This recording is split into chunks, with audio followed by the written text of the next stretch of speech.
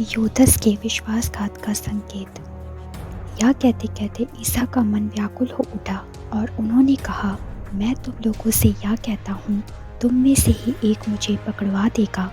शिष्य एक दूसरे को देखते रहे, वे समझ नहीं पा रहे थे कि वे किसके विषय में कह रहे हैं। ईसा का एक शिष्य जिसे वे प्यार करते थे उनकी छाती के सामने लेटा हुआ था।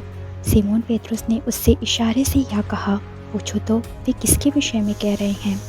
इसलिए वह ईसा की छाती पर झुककर उनसे बोला, प्रभु वह कौन है।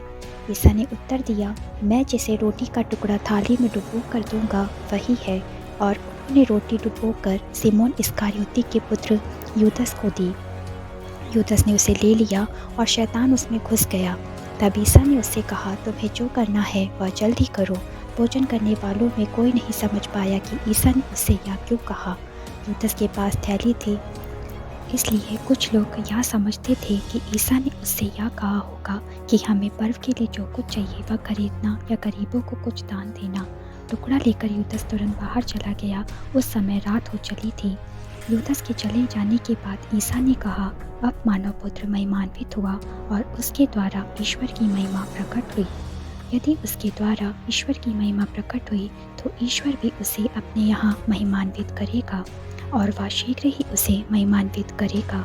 बच्चों, मैं और थोड़े ही समय तक तुम्हारे साथ हूँ।